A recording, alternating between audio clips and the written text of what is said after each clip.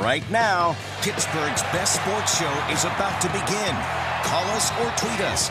We've got things to talk about on the Nightly Sports Call.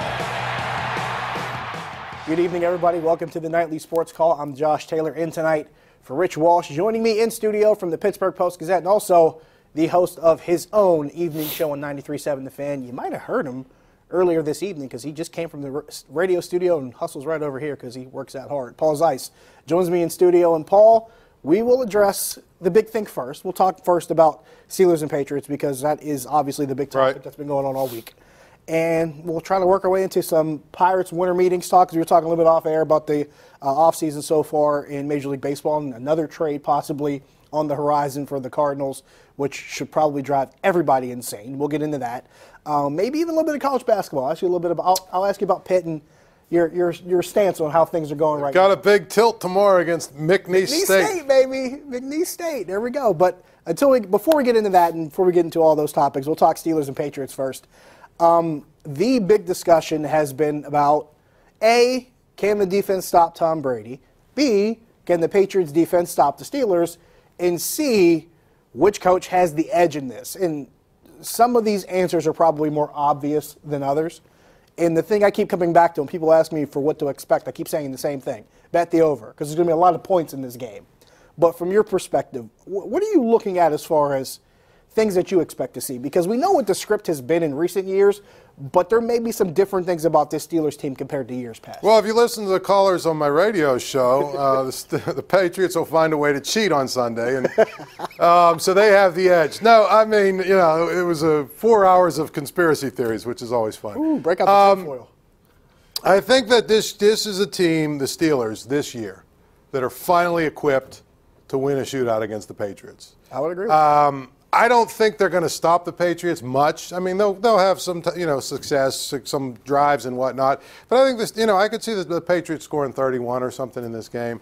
I just think that the Steelers, for the first time, they're all healthy. All three of their stars are healthy. They've got Martavis Bryant. I don't know about Schuster. I mean, but with Bryant and three stars healthy, Patriots haven't seen that arsenal yet. So I think they're equipped to win. And I will say this.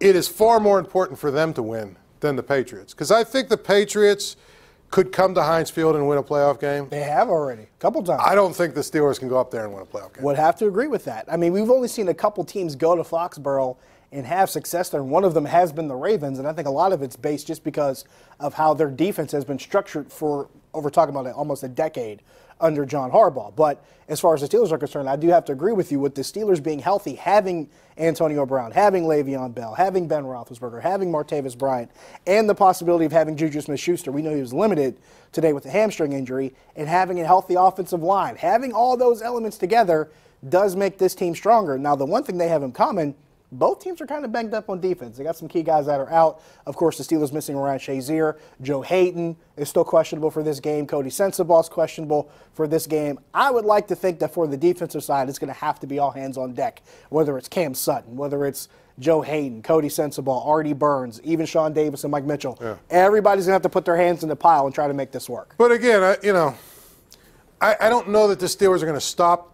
the Patriots that much. You only hope to contain one of the things that they haven't done since 2005, by the way, is pick off Brady.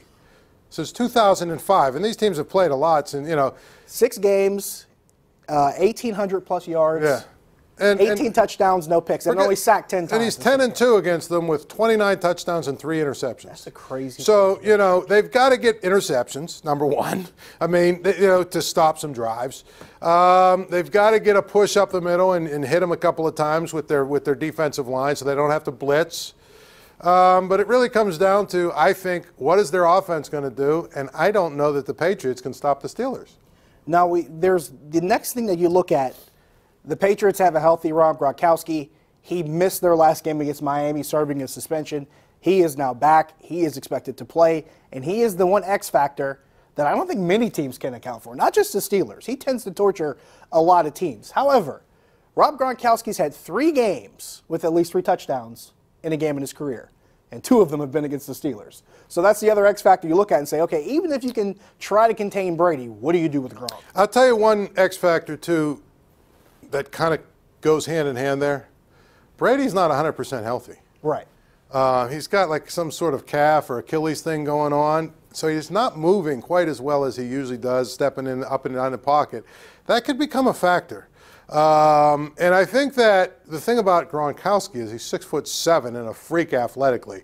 I've heard all week Sean Davis is going to be the guy that, Good luck with that. Yeah, that's a matchup I love if I'm the Patriots. So they're going to have some success on defense against the Patriots, but not nearly enough to think that they can win a low-scoring game, because I just think that, really this is going to be a game where you say, okay, Ben, Antonio, Le'Veon, go win the game.